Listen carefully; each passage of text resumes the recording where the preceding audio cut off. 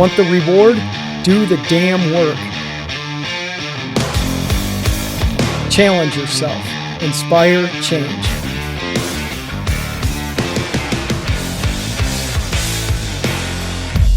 Choice, not luck.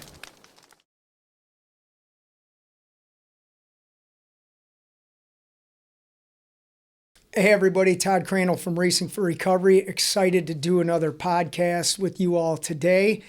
And I'm honored, and I don't use that word loosely, to have Kyle on with me today. How are you doing, brother? I'm lit. Oh, this is going to be good. How do I want to start with this? Let's do this. Did you ever think you would be doing what we're doing right now? No. I remember sitting out in the hallway watching them and stuff. I never even had the thought of, I want to do that one day. It just kind of came to be. How does it feel to be doing this? Very surreal, kind of. Like, I literally went and texted my parents beforehand, just told them thank you for the support, and I love them. So I don't know, it's kind of like confirmation for me a little bit. And Chef Dean, when he was making me a smoothie, made the point of this is something that's earned, not just given. So that really kind of drove it home for me. Yeah. Normally when I do podcasts with people who are at Racing for Recovery, it's at least a year. And I have found I may have to even add that. So kudos to you. You're coming in with over 2 years of sobriety. And I'm interested, as always, to talk to you because it's intellectually stimulating talking to you. But on the second part, hearing your views of what it's been like to be here for 2 years versus the normal person I have on that has one. I'm not going to diminish 1 year, obviously. But let's start with why you came here to Racing for Recovery and give the folks who are watching a little bit of your journey to success. So, the way I got into recovery to begin with was, actually, funnily enough, this is the shirt that I left detox in. This blue shirt here, a little poetic justice for myself. But the way I got into detox was into recovery. I went to go see a therapist I hadn't seen in over a year. And I was definitely, struggling in many ways. And just in the appointment itself, after I just told her everything that was going on, she says, all right, we're going to get something going for you right now, get you into treatment. So there ended up being 3 options that she found, a 1 month, a 3 month, and a 9 month option. So I went for the 3 month. One wasn't going to be long enough. And the 3 month didn't have any availability. So the 9 month was what I went for. And it was a very theologically based recovery. I was there for about 4 or 5 months. And while I was there, it's no phone, no internet, very limited visitation, stuff like that. But I had heard about racing, and they're all the way in Akron, Ohio. So like 2.5 hours away from here. And I was thinking about racing. I was looking at it on my breaks and stuff when I would go home for the day. And I ended up getting discharged from there for not standing up during a church service. And it was very much like a church 7 days a week, twice on Sunday kind of place. I can't thank them enough for the help that they did give me. It just kind of reached a point to where most of my growth was coming from me. There was definitely some staff there that was instrumental in, me continuing to, want to live, basically. And so I called up racing that day, came right here, and it was funny. I remember telling my brother about it. I was like, yeah, it says on the website they got smoothies. And I got here and I called my brother. I was like, hey, they have the smoothies. So that's funny. I did not know some of that about you. So it's interesting when you talked about being forced to do something, and I'm not against anything that works for anybody. That's part of our concept here at Racing for Recovery. But what's different is we don't force anything. Right. We give an opportunity for those to take our concept and make it applicable to an individual.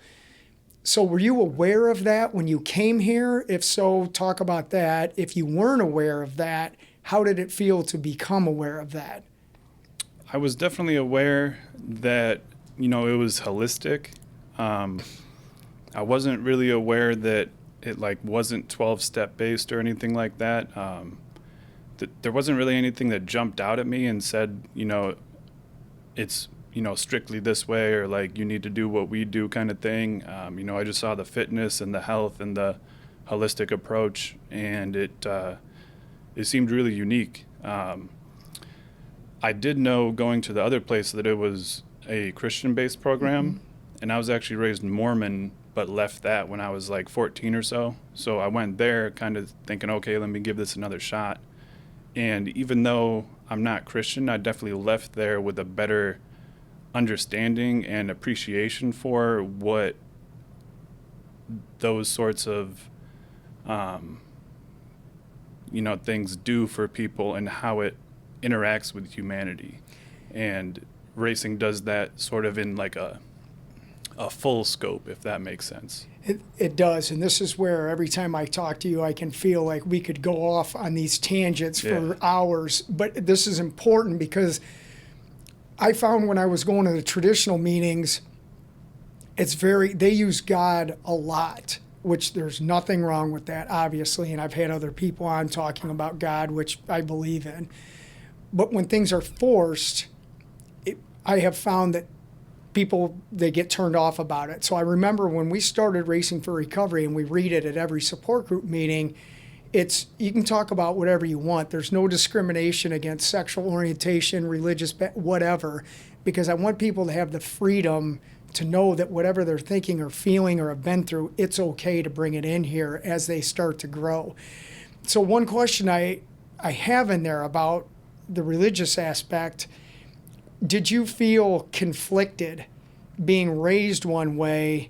Was that part of anything that started to lead to drugs as a self-medication thing, being conflicted in what you were brought up in believing and what you really were believing? Yeah, I would say sort of indirectly, a little bit subconsciously. I've never actually thought about it in that context. So my dad's side is Catholic, my mom's side is Mormon, and we had the divorce when I was about 9, and then with my mom, I started going to the Mormon church kind of at that point, pretty heavily. But I remember never really feeling comfortable or like I fit in, or it was something that I felt like I would pretty much just look around and it would feel like everybody was just fronting, just putting on a show a little bit to some extent. I mean, I'm just a little kid, but, looking at the adults and stuff, and the other kids are not really engaged with it. They're just kind of there. But there was just an overwhelming amount of kindness and love. And I definitely remember that being kind of stand out. And maybe because I didn't feel that for myself, I sort of rejected it. But yeah, as my early teens went, I definitely sort of, took the rebel identity and all that stuff. So I kind of intentionally became the opposite, if that makes sense. It does. Relating to recovery, I know you know this too, and there are people for whatever reason that try and put on. They talk a lot, but they're not necessarily walking it, as you said. I'm sure you were able to start to see that then in recovery for other peers that have been here. When you've noticed that in your peers, have you ever used your kindness to talk to them and say hey, you don't have to do that based on your own experiences? Yeah, I'd say, as my time here went on, I was able to do it more so and able to get out of my own way kind of to do it. Whether it's like someone being on their phone in group and like, I give them, a couple minutes, then I just go, dude, get off your phone. And then kind of based on how they react to it, if they give me an FU, then it's like, well, what are you doing for yourself kind of? Or like, if someone's going to like vape in the bathroom or something, I just tell them, hey, you don't actually need that. Yeah. I don't go with the, I'm calling the cops. Yeah. It's, hey, you don't actually need that. Yeah. Like, I know you might feel like you need that or would do better for the next half hour, but you don't actually need that. And I mean, even just recently, my roommate Danny has given me like a tremendous amount of support. After the whole hitting 2 years and whatnot, I'm trying to achieve my next form, if that makes sense. And as it goes, I'm kind of chipping further and further away at self. So I noticed you had two people last night, I think, during the Racing for Recovery live stream that gave you praise for what you've been doing.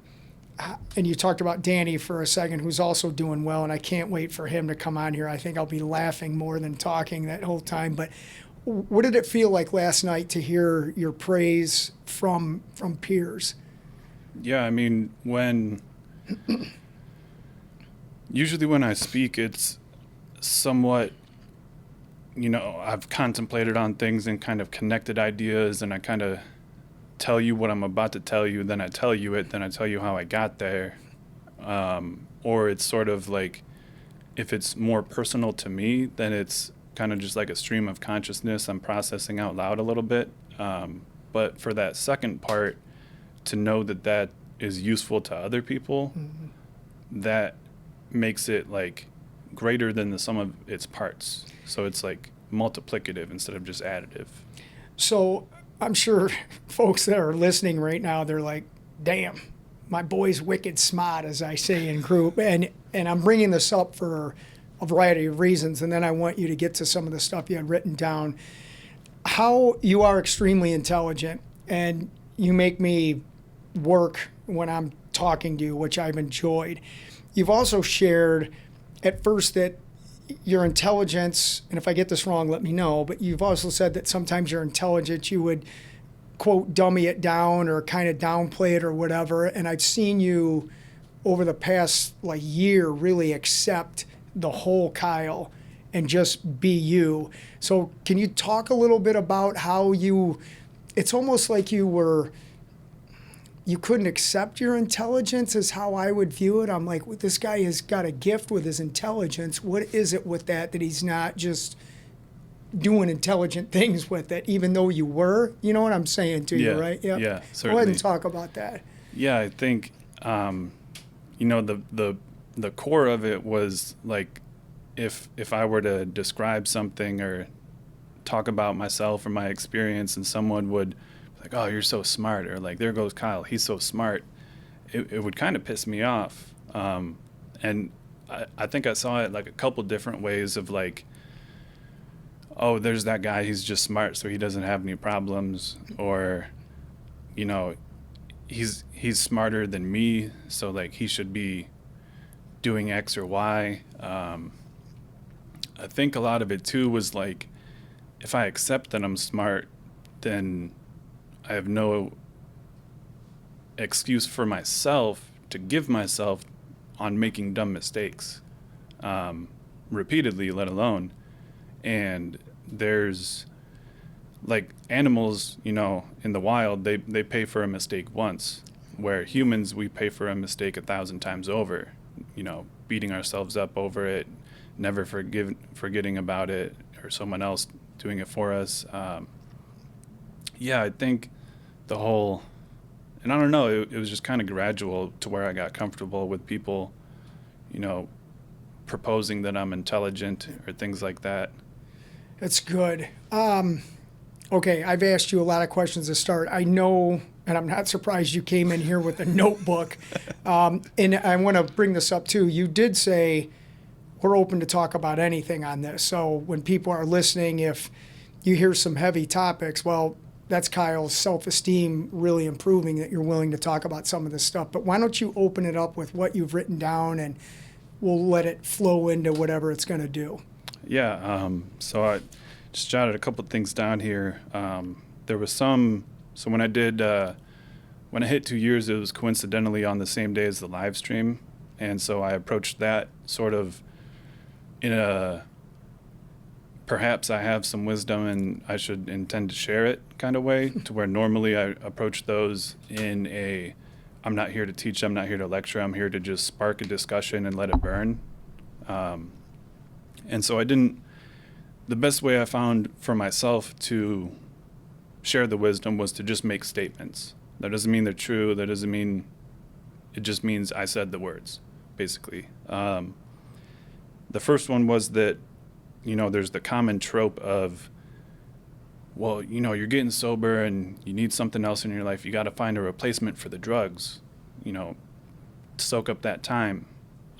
But if you fully examine it and the series of events in your life, it's fairly likely that the drugs were a replacement for something else to begin with.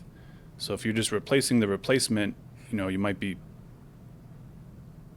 might not work out the best as it could. And it's interesting because in the 10 lifestyles, you don't use the word replacement, you use the word alternative. Mm-hmm. But to the point of the drugs being the replacement to begin with, I think it's perhaps an element of addiction is like we don't really know what it was that we were replacing, whether it be love, connection, attention, a connection with God, friends, family, purpose, whatever it actually was.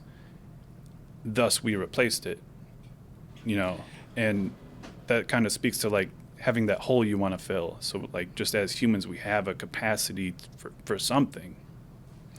So I hear a lot of what we call in our Cleveland book, the whack-a-mole version. Yeah. Again, you're just doing it at a more intellectual level.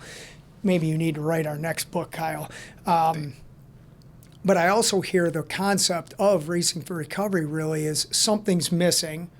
We're filling it with something that's not really working. And you could call it an alternative, a replacement, or what have you. But, and I definitely want you to talk about your experiences with this, if you don't heal from what was causing that initial void, you can replace it with anything, and it's not going to fix it. And we've seen it with people with food. They lay down drugs, they pick up food, or they put down food, there's more sexual problems or gambling or whatever. So you have understood that and applied it to a great deal of your success. What has that been like here? I mean, how do I approach it? I think, like probably at the point of being here for like 3 months, 4 months, something like that, I started to have like an experience or like realizations at times of, I would notice things in my life that reminded me of drugs, but not in the way of the substance or of the being high or anything like that. They reminded me of drugs in the way of how the fact that I did drugs and made shitty, or I don't know if I can swear, you can, made poor life decisions, how it made me feel about myself. So whether it's watching YouTube for 3 hours when I know I should be doing something else, and then feeling down on myself, so I reached for YouTube to feel at least better or like not terrible. And then knowing that probably on the backside, I wouldn't have gotten my stuff done and I'll just feel worse for having watched YouTube. And that was very similar to how drugs would make me feel of like, oh, I did this again. And that says this about me and I'm like this and I'm worthless. There was this guy, Jared, at New Destiny, the place I was before. I don't know if I can, before here. And after I had been there for about a week and, got myself, not got myself going, but one day he just pulled up on me. He's like, hey, I don't ever want to hear you say the word worthless in reference to yourself ever again. Because that was like, my one thing. That was like my main thing of like, I just feel worthless, and my life is this bad at this point. So how bad is it going to be when I'm 40? Because it seems to just be downhill. And if I think about suicide this much now, how much more will I think about it at 40? Do you want to talk? Suicide is, I mean, most people that know about Racing for Recovery know that started from a suicide. You mentioned that. Do you want to talk about your struggles with that, or Sure. more, just as important, I'd say, is how has being here helped you overcome that? Because, and I'm going to go back to the worthlessness. I've seen you individually we haven't done it in a while, and I miss that. But I viewed you when you would come in and we'd start talking, and the more I knew about you, I would pick up on some of these things. In my mind, I was always like, what's the problem? What's the hole that you were talking about? So with respect to having suicidal ideations and overcoming them, now's where you can get into some of what was going on that led to some of these stuff. And I want to know how you're getting better at coping with that. Yeah. Yeah, so the suicidal ideation, it almost like became sort of like a habit or a coping sort of thing. And it was sort of like I would logically arrive at that, if I'm worthless, then this and that. And first and foremost, I want to say the one thing that helped me to start improving on that was just getting something going with the system of self-worth and self-care, because that can be a real chicken and the egg situation. Because if I'm not worth anything, why would I take care of myself? And if I don't take care of myself, how am I worth anything? That's great. Very true. And then from there, the first couple months of recovery was having that negative narrative. And the best that I could afford for myself at that time was at least being right about that negative story to my life. And like, that was what I would take solace in, and like give me any sort of gusto, or like, I don't know exactly where that came from, but it had to go from having that negative story and maybe being wrong about it, and that double sucks. Yeah. And then eventually I could have a positive story and I'm probably wrong about it, but then eventually I can have a positive story and I'm right about it. And then you kind of oscillate, going back and forth. This is where, and again, we keep talking about the intelligence factor, not just in yourself, but that's a trait of people who are battling addiction. Intelligence, artistic creativity, athleticism, there's a lot of parallels in that. Sometimes our intellect can become a hindrance because we're trying to outthink this. And it's our scope of practice, if you will, around here, that we have to be able to understand to use the intelligence to deal with our emotions with respect to our intelligence to overcome it. How did that concept help you cope more effectively? Because I hear you saying that. Yeah, that's a poignant idea of like the emotions.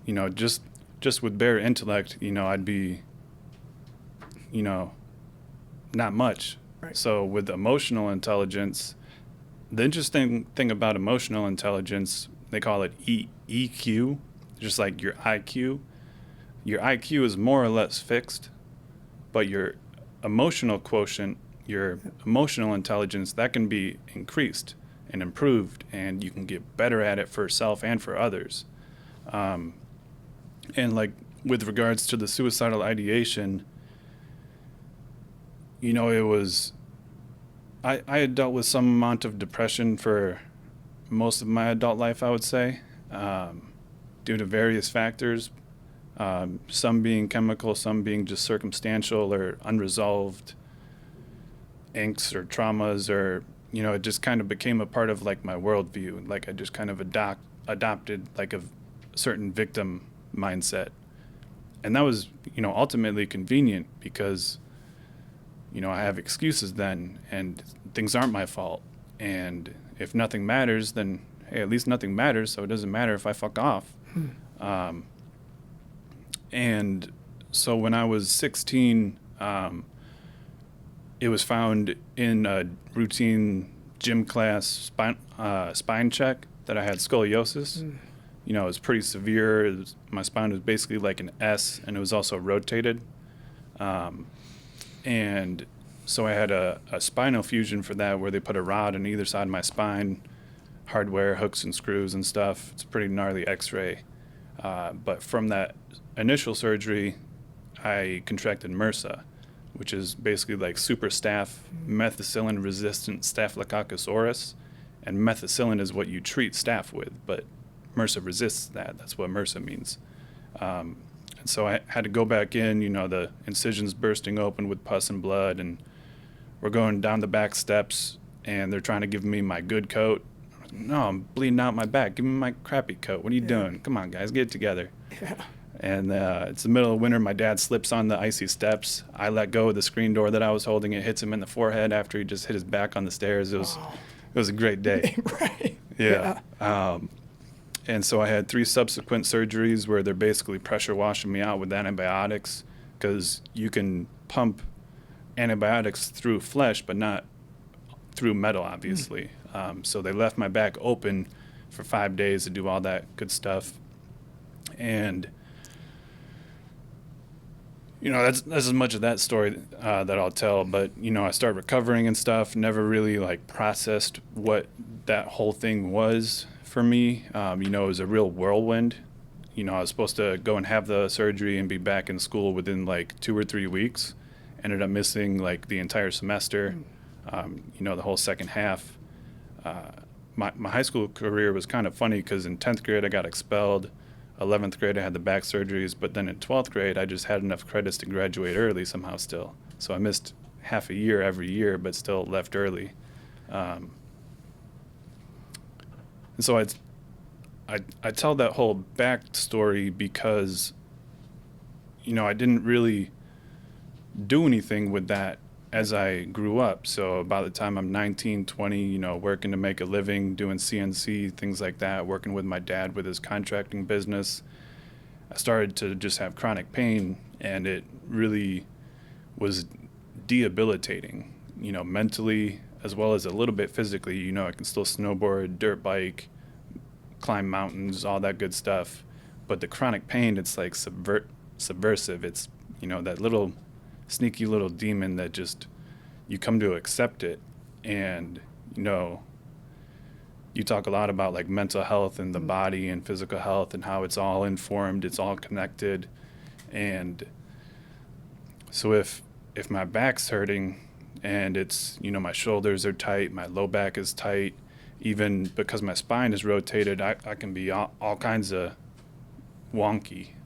You know, the best way I can explain it is compensation, to where because it's fused, like I can't do a crunch, but I can still, you know, do push-ups or sit-ups and stuff. And so some muscle groups will be overused, some will be underused or not even used. Yep. You know, I can go through a whole day without activating my core unless I intentionally do it.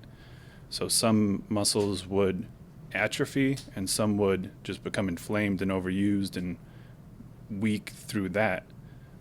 So the unmanaged chronic pain coupled with a little bit of depression already, you know, it was just a real recipe for disaster. Yeah. This is, and I want people to understand too, and I want to go back a little bit. You brought up the divorce of your parents, which you said caused some depression, and I believe you were smoking pot prior to the physical problems you have, which are extensive, that then pain pills and opiates and all that came into play. So, and again, go ahead, Kyle. Actually, funnily enough, after the surgery, I was hell-bent and personally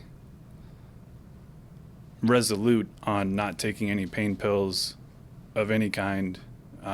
So pills weren't my thing. It wasn't opiates, anything like that. Not ever? Not ever. Then why am I bringing that up? I made it, I don't know. Okay. I I've done a lot of drugs. That's what's happening to my Likewise. brain right now, right? Yeah. Yeah, it was Because we've talked about some of it. It's been a while. But so then we're still talking about, you've talked about depression. You've talked about your parents' divorce leading into some of this stuff. You go through this traumatic thing physically. Thankfully, your intelligence helped you to get out of high school. Where do you think then problems really started to arise that you ended up here? Because that's what I want people to understand. A lot of times people look at addiction or recovery and they'll say, my loved one has a problem with opiates or weed or whatever. They're going to go to some place for 30 days. They're going to get it sorted and everything's going to be okay. That usually does not work. Yeah. So for you, I want you to give people an understanding and an explanation of how this all arrived. Because if we're talking about trauma, just that physical thing right there, that's enough to put somebody in a tailspin. But you have a myriad of things that have led to you being here, and I want people to understand that. Yeah, I think, and I remember the first time that I was like, it doesn't seem like I drink like other people do. I had been moved out of my parents' house for just a few weeks, and I was like, man, every time I buy a six-pack, I drink the whole thing, and like, I don't really want to that much, but I do. And so I remember going to an AA meeting at that point, and I was like, what the heck is this? A little bit. Or I remember, noticing that like I would come home from work and this was when I still lived with my parents before I moved out, and I'd always come home from work and then just go hang out with the boys, with the friend group, with the other people doing the same thing, smoking weed, playing video games, throwing stuff off a bridge, rocks and stuff like that, not Normal littering. stuff. Yeah. Or spray painting in, sanctioned areas where it's totally legal. And I was like, well, I know it seems like every day I go and hang out with the boys, but I know I could probably be looking for a better job, or, I could probably be, working on the dirt bike or like doing anything. And I think it became an issue when I would notice it, but then like ignore it to some extent, or be like, well, I'll get after that next time. So I kind of ignored the fire burning in the corner of the room until it engulfed the house. This is a common trait with people that come in here. We're aware of what's going on. Yeah. People say, oh, I had no idea that it's like we don't have an idea of what's happening under the influence of some things. If you're incoherent and you said something or did something, that I can get. But we are cognizant of that, we're hurting emotionally, and I believe we're pretty certain as to why we're healing. So we're aware of what's going on. And what I'm interested in now is like, how did coming into Racing for Recovery help you to not only validate what you knew, but what was the transition into living the sober lifestyle that you've been doing for the past 2 years like? Yeah, when I was in like my early 20s and stuff, like the coolest guy at the party was the one who, drank the fastest and still stayed standing up and everything. Like with how I said I was aware of stuff but didn't do anything about it. I just kind of do the opposite now. And I think there's a lot of like short-term gratification that I can look for in that. But in terms of being at racing and like improving my mental health or my physical wellness or my addictive tendencies, whatever you want to talk about it, I say it often of like, healing is sort of like, so you bump your elbow and you take some Tylenol for it. You don't actively notice the pain going away. You eventually just notice the lack of the pain. So it's sort of like I would have like stark realizations of, someone called an epiphany, something that when you come to understand something that you already knew, like viscerally. And Like an example, I remember exactly where I was. I was walking over to the center. I was like, man, I got to clean my room because I got company coming over. And I was like, wait, I've been telling myself I should clean my room all week, and then I've always put it off. But as soon as I'm having company, yeah, I'll clean my room. But they're going to be in my room for like an hour. I'm in there every day. Why would I clean my room for someone else more than I would for me? And, if I walk into my room and I say, man, it looks like hell in here, I'm a citizen of hell. And also, your room may be an externalization of your mind. And so it would go from having that realization, I can't really do a lot with it then besides still just clean my room. And then eventually the next time I have the thought of, I should clean my room just for my own need, I'd remember that realization, then do something about it. And then eventually you can go, man, my room's been clean for 2 weeks. That's crazy. I fixed that part of me. Do you see that with what you just shared right there, that healing is actually occurring when you were talking about, the pain in the elbow and you don't really recognize it?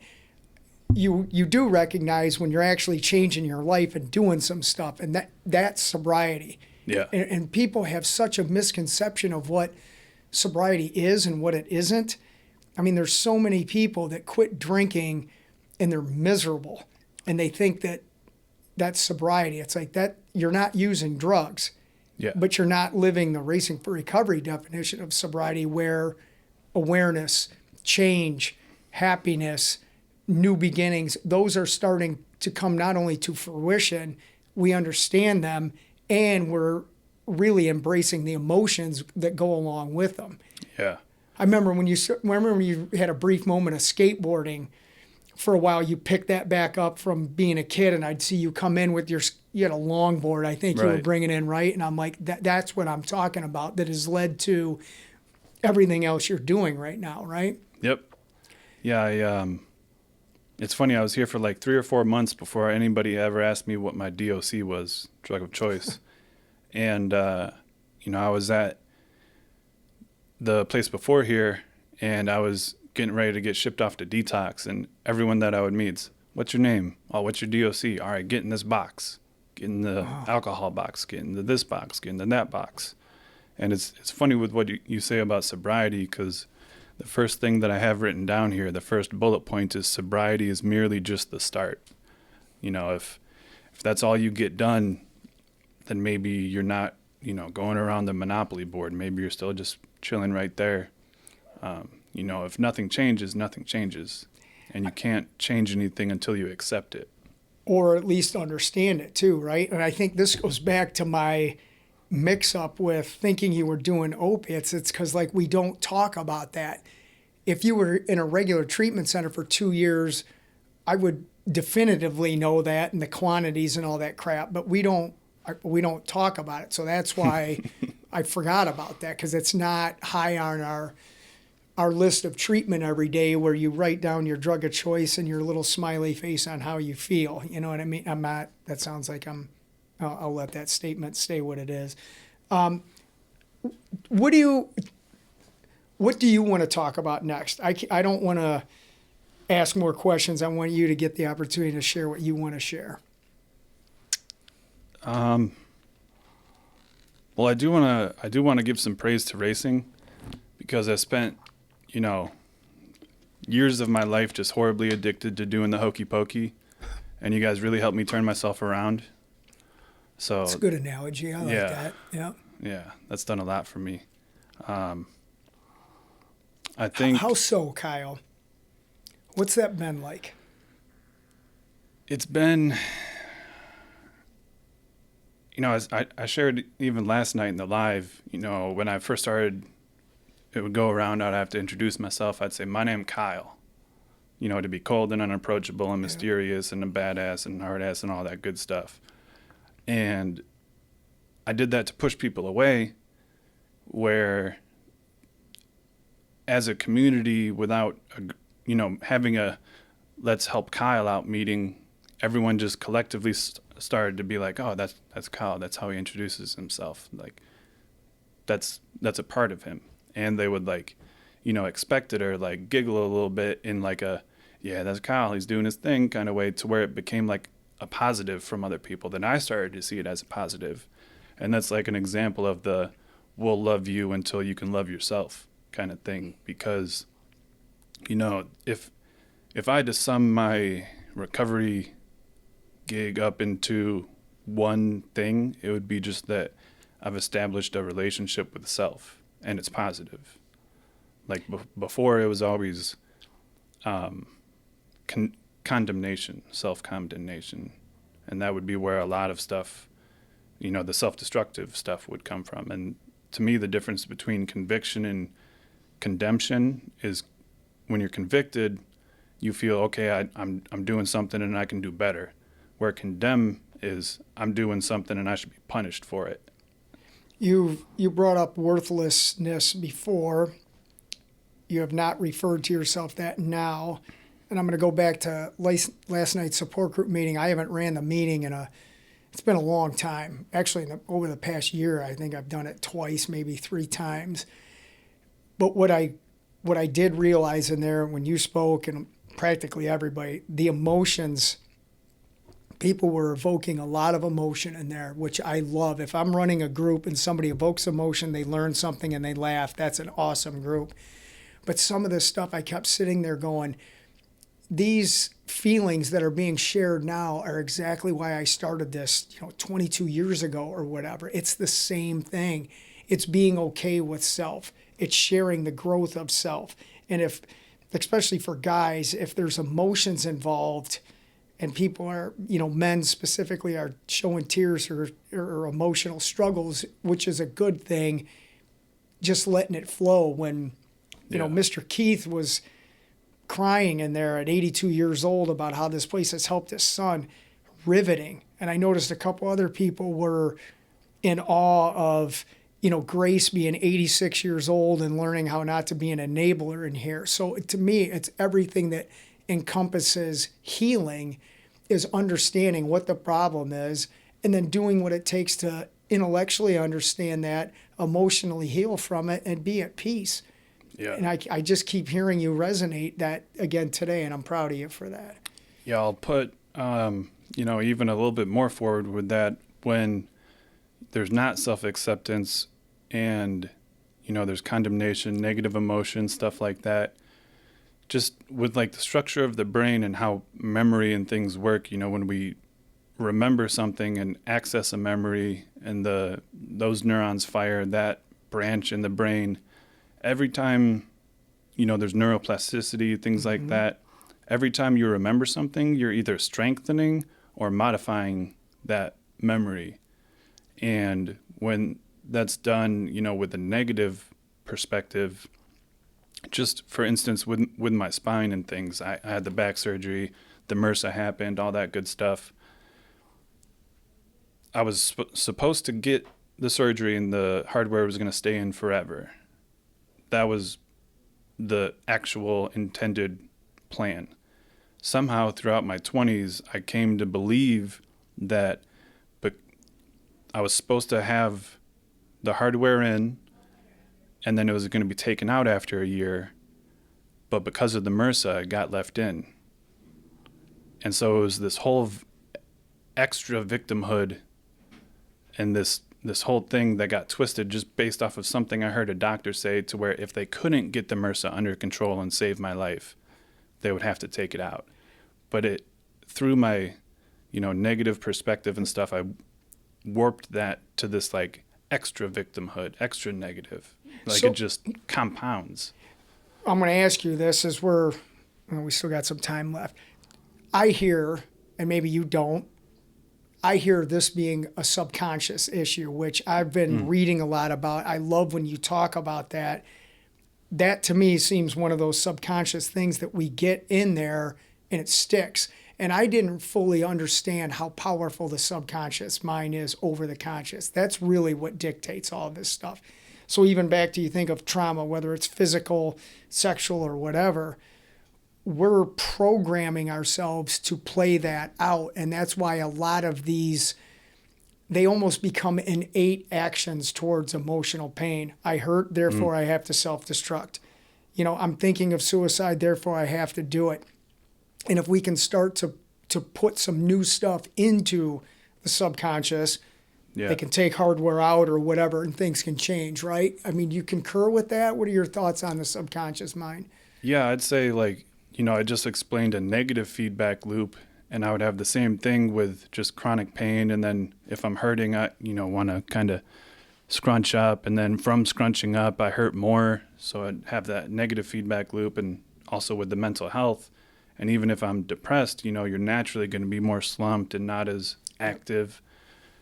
You can, like, if I had to put a number on it, I'd say the subconscious mind is at least 10 times as large, and that's probably a lowball statement on the subconscious mind is at least 10 times as large as the conscious mind. When you drive down the street, you're leaving out more things than you're actually taking in.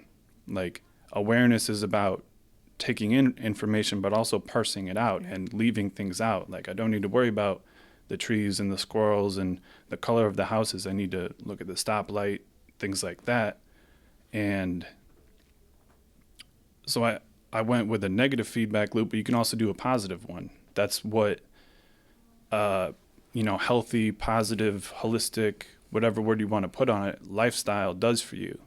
And at first I was like, like another lifestyle thing. Like, this is a lifestyle, that's a lifestyle. Like, IPAs are a lifestyle, whatever you want. But when I really like contemplated on it, like, all right, what the hell is a lifestyle? Well, it's the style of how you live your life. So like, it's entirely unique to you. So like, I have my own style of living. And to me, that just means something different than I have my own lifestyle. Like, I keep going. You have a smoothie yeah, that Dean made, who's a success story here, our plant-based chef. I'm drinking a juice that he made. We're both not high on drugs today. We're talking about physical, emotional, spiritual, intellectual healing and wellness.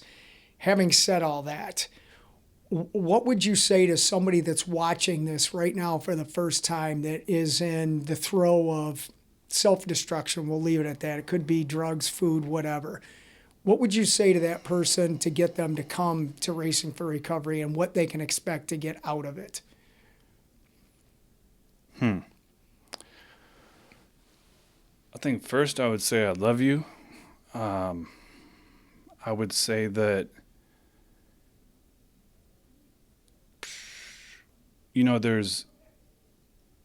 it's tough to take responsibility for stuff, but in a way, responsibility is actually freedom, because then you're not beholden to other things. Then you're not the puppet of something else's goal. So, like, responsibility is actually freedom, and like making a choice to better yourself, not even better yourself, but perhaps even just try to better yourself in a way that you can actually be capable of and accomplish, like something within the realm of even just making a phone call, or even just talking to a friend about, hey, I'm thinking about doing this. And I would say that things don't have to get any worse before they can get better. You don't have to crack your head off a rock bottom and then find a deeper rock bottom repeatedly until you at least like look for a rope to climb out. And then I'd say I love them at the end too. Wow. How about we do this to close today? You can either read something off of there as a statement of wellness and healing that you've done, or you can ask me a question that'll lead you to make a statement of healing and wellness.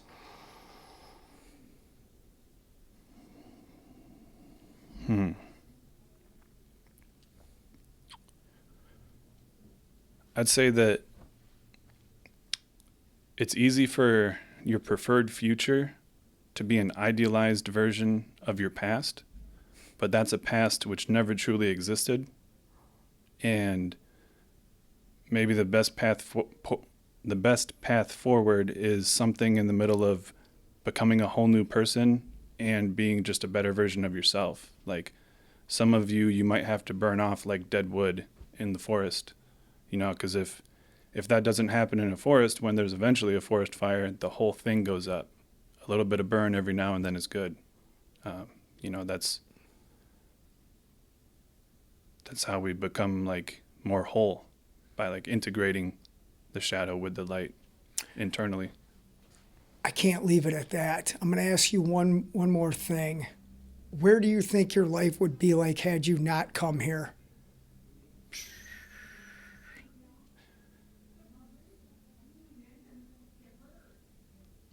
I think, I mean, I could be dead. Like, that's certainly a possibility. You know, stuff was pretty gnarly before I started getting it together. And I really didn't know how to help myself, or like I had to, you know, I tiptoed towards something until someone said, "Whoa, that's pretty gnarly. Let's start getting you some help, dude." You know, Kyle, I think of if you didn't find us, I believe two things. I believe you would have survived, and I wholeheartedly mean that.